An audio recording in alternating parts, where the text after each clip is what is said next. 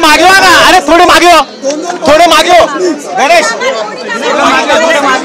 कसा मागे हो, थोडं मागे गेला, अरे थोडे मागे हो ना, अरे मागे हो ना थोडा गणेश, हो मागे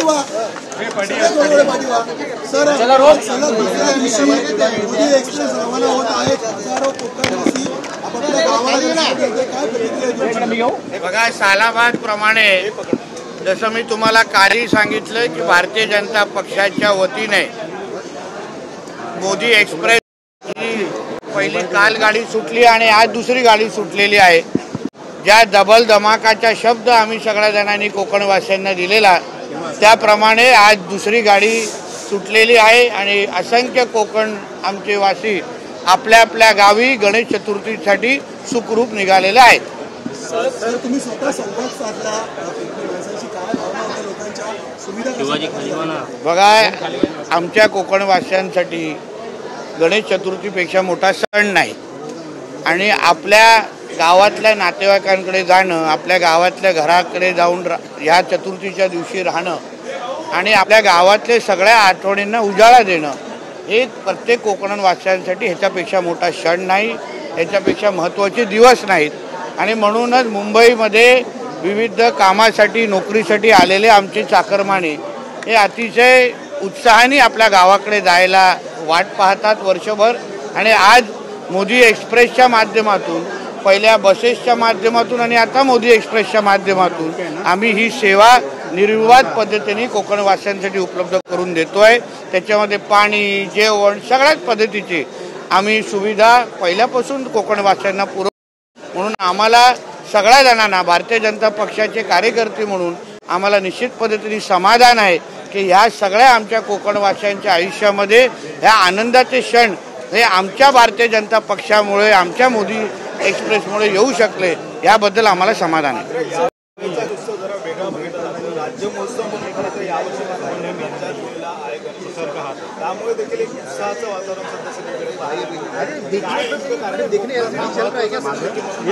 बघा, आमचं सरकार, महायुतीचं सरकार, आमच्या देवाभाऊचं सरकार एक हिंदुत्वादी विचाराचं सरकार आहे आणि म्हणून याच सरकारमध्ये हिंदू धर्मातले, सनातन धर्मातले प्रत्येक सण आम्ही अतिशय गाजावाजा पद्धतीने आणि उत्साह पद्धतीने आम्ही साजरा करतो.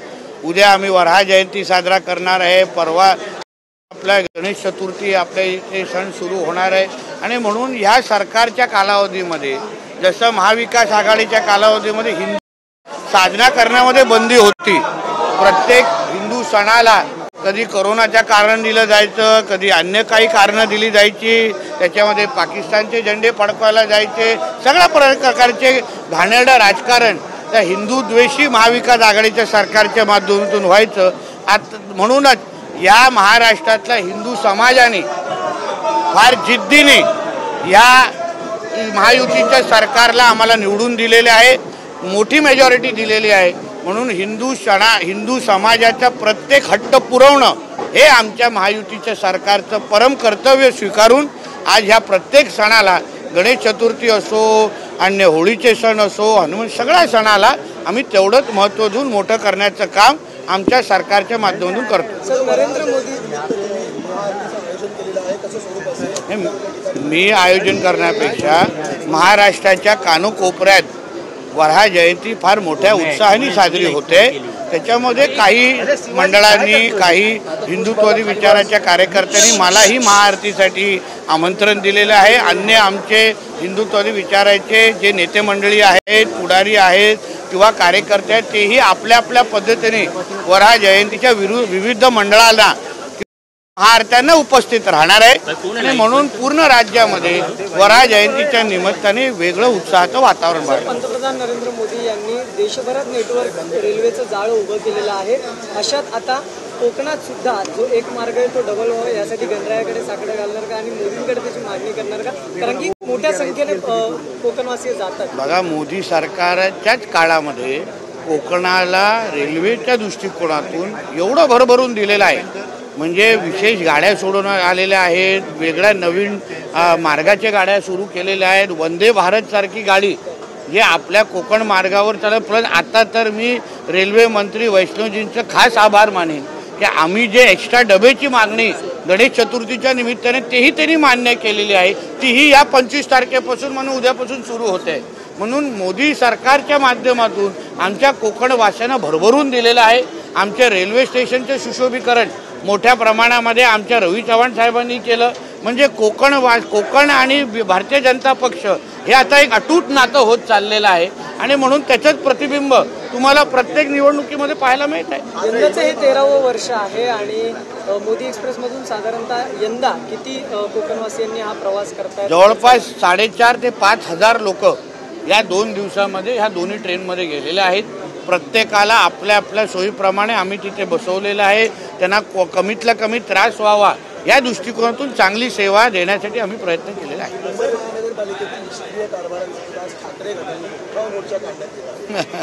मला असं वाटतं मुंबई महापालिकेवर काढण्यापेक्षा त्यांनी मातोश्रीवर काढावं. कारण का मातोश्रीच्याच माध्यमातून मुंबई महापालिका आतापर्यंत चालवत होते. त्यांचे मर्सडीज, त्यांचे कपडे, त्यांच्या AC हे सगळं मुंबई महापालिकेच्याच पैशाच्या माध्यमातून विकत घेतलेलं आहे. आणि म्हणूनच महापालिकेच्या इमारतीवर मोर्चा काढण्यापेक्षा मातोश्रीवर काढण्याचा धाडस दाखवावं, जेणेकरून मुंबईकरांना पण प्रामाणिक तुमच्या आंदोलनावर विश्वास बसेल की ज्यांनी खरं म्हटलं तर मुंबईची वाट लावली, मुंबईची दुर्दशा केली आणि मुंबईला अक्षरशः लुटलं. जसं मुघलांनी आमच्या भारताला लुटण्यासाठी विविध कटकारस्थान केले तसंच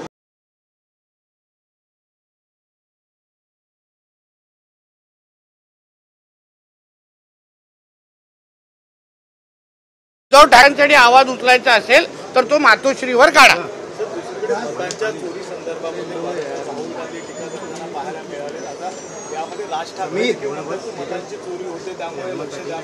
आज सकाळी आम्ही मोदी एक्सप्रेसमध्ये मतांची चोरी करत होतो. आमच्यासाठी मतांची चोरी म्हणजे लोकांचं मन जिंकणं. आज प्रत्येक जण ज्या ह्या मोदी एक्सप्रेसमध्ये जात होता ना त्यांनी मनातून निश्चय केलेला आहे प्रत्येक निवडणुकीमध्ये जी भारतीय जनता पक्षाचे कार्यकर्ते आमची सेवा करतात, आम्हाला सुखसोयी देतात, आमच्या अडीअडचणीसाठी धावून येतात, त्यांनाच आम्ही निवडणुकीसाठी मतदान करणार.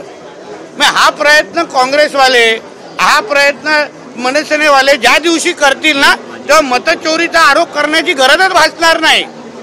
मग लोकांची मनं जिंकली ना तो लोक आपोआप EVMवर बटन दाबतात. त्यासाठी घरी बसून ओरड घालण्याची गरज भासत नाही.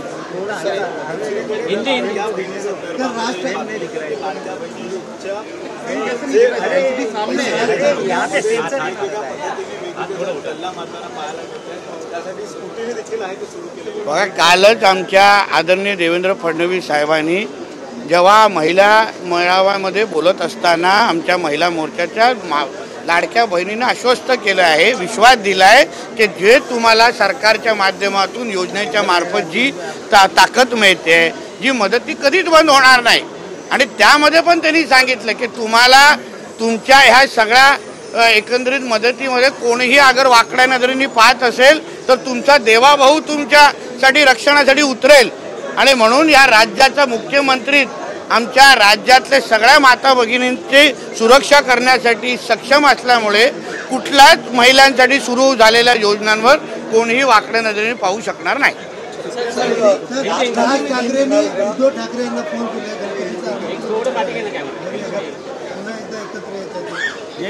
आता ते शेवटी त्यांच्या घरगुती विषय आहे, कोणाला बोलवावं कोणाला नाही बोलवावं, शेवटी त्यांच्या घरात गणेश उत्सव आहे. त्यांनी अगर उद्धवजींना बोलवलं तर चांगलीच गोष्ट आहे ना, त्याच्यामध्ये काय वाईट नाही आहे त्याच्यामध्ये. हो, देवेंद्रजींकडे पण जातात सगळ्यांकडे. म्हणजे आता खरं म्हटलं तर मी तुम्हाला एकदम मोकळ्या मनाने बोलू ना, महाराष्ट्राची संस्कृती ह्यालाच म्हणतात.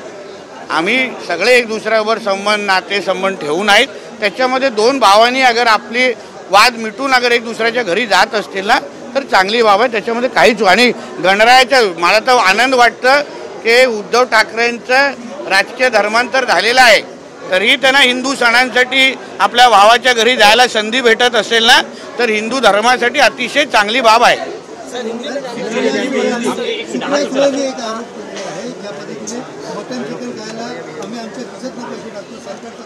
बघा, एक लक्षात घ्या. हिंदू धर्माची हीच विशालता आहे.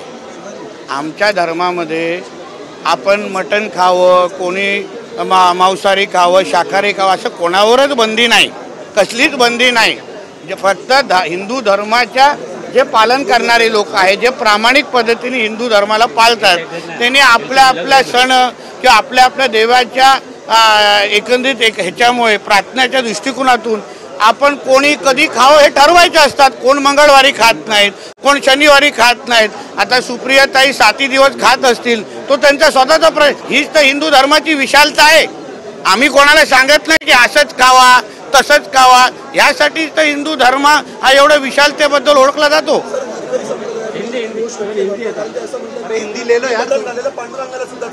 मी तेच बोलतोय ना. आता ज्या सुप्रियाताईंना लव जिहाद सारखे विषय ते स्वागत करतात, तेव्हा त्यांना काही हरकत वाटत नाही. म्हणून त्यांना हिंदू धर्म आणि पांडुरंगाच्या बाबतीमध्ये ते नेमकं कोणाला त्या खुश करण्याचा प्रयत्न करतात हे जग जाहीर आहे. आमच्या मंदिरामध्ये जात असताना तुम्ही अशा पद्धतीने अपमानित आणि अशा पद्धतीचे शब्द वापरत असतील ना, तर वारकरी संप्रदाय काय, आम्ही हिंदू धर्मातला प्रत्येक व्यक्तीने रोष व्यक्त करायला पाहिजे. आणि हीच हिंमत जरा दुसऱ्या धर्माबाबतीत करा ना, करून दाखवा. सगळे प्रयोग, सगळी मस्ती ही हिंदू धर्माबद्दलच होते. अन्य धर्माबद्दल करण्याची हिंमत करा.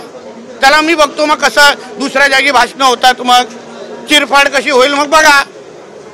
म्हणून ही सगळी हिंमत, ही मस्ती फक्त हिंदू धर्माबद्दल आणि आमच्या देवी देवताबद्दल करू नये, एवढंच माझं म्हणणं आहे. झालं का तुमचं?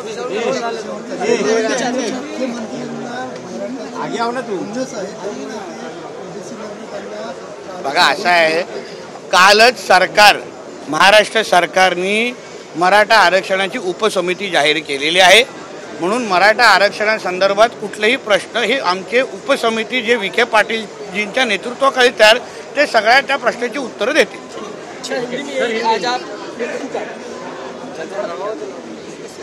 सवाल ये है कि विशेष ट्रेन आप छोड़े पर्व है और डबल धमाका प्रधानमंत्री. देखिए, पिछले 13 साल से पहले हम लोग ने बसेस छोड़ी, 100 बसेस छोड़ते, और अब से हम लोग मोदी एक्सप्रेस जैसी सेवा हमारे कोकण वासियों के लिए देते हैं. हमारे कोकण में गणेश चतुर्थी से बड़ा फेस्टिवल नहीं, और इसके लिए ही बहुत बड़े पैमाने पे मुंबई में जो अलग अलग नौकरी और व्यवसाय के लिए आने वाले जो हमारे कोकण के लोग हैं, वो गांव जाना चाहते हैं, गांव जाने की तैयारी करते हैं, और उनके लिए हम लोगों ने ये मोदी एक्सप्रेस जैसी सेवा शुरू की है. और मुझे ऐसा लगता है कि जिस तरीके से आप हर एक के चेहरे पे आपने समाधान देखा है, खुशी देखी है, तो इसलिए हमारी मोदी एक्सप्रेस के माध्यम से हम इनकी सेवा कर पाते हैं. इस बारे में भारतीय जनता पक्ष के कार्यकर्ते के नाते हमको खुशी है. सर, वराह जयंती आप कल बड़े पैमाने पे मनाने वाले, पहली बार इस तरीके से आयोजन होगा, क्या वो वजह है कि वराह जयंती मनाना चाहते हैं, उसको लेकर विरोध शुरू हो गया है? कांग्रेस कहती है कि आप लोगों को बांटने का काम करते हैं, जातवाद इस तरीके की. देखिए, हम हमारे हिंदू धर्म में वराह को हम विष्णु का अवतार मानते हैं. हम हमारा जो कोई सन है, हमारा जो कोई फेस्टिवल है, त्यौहार है, हम वो मना रहे हैं. हम दूसरों के त्यौहार के हाथ बीच में नहीं आ रहे. हम हमारा त्यौहार मनाते हैं. हमारे त्यौहार में जिसको हम भगवान मानते हैं, वराह को हम उसकी जयंती कल सब जगह उसको सेलिब्रेट करने वाले हैं, मनाने वाले हैं. और महाराष्ट्र में ही नहीं, महाराष्ट्र के हर एक जिले में, हर एक गांव में वराह जयंती बहुत बड़े पैमाने पे उसको सेलिब्रेट करने की तैयारी हो चुकी है.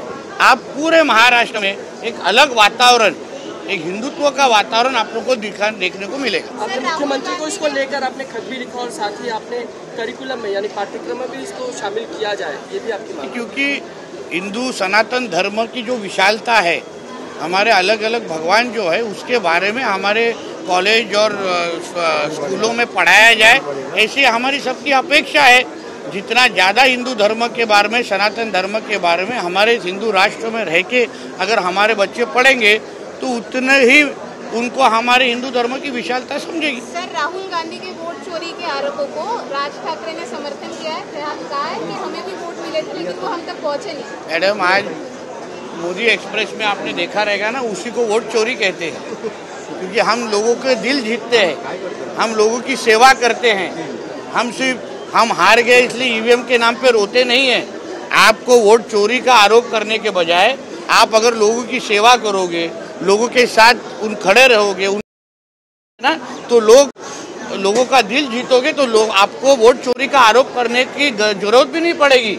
भारतीय जनता पक्ष और हमारे महायुति के सभी लोग, हम लोगों की 24 घंटा सेवा करते हैं, लोगों के लिए उपलब्ध रहते हैं, इसलिए लोग हमको मतदान के माध्यम से आशीर्वाद देते हैं और उनको ये लोग वोट चोरी कहते हैं। खुद करते नहीं है और दूसरे करते, उनको ये लोग आरोप कर दिए, इनका नाटक है।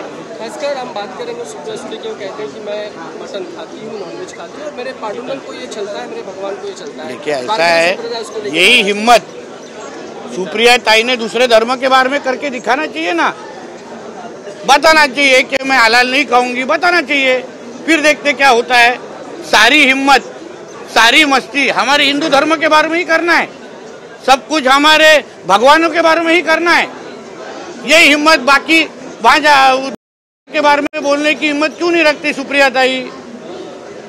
सब कुछ हमारे महाकुंभ के ऊपर बोलना है, सब कुछ हमारे पांडुरंग भगवान के ऊपर बोलना है। ये सारी हिम्मत आप दूसरे धर्मों के जिस दिन करोगे ना, तब समझेगा कि वो लोग आपको किस तरीके से बात भी करने देते हैं क्या।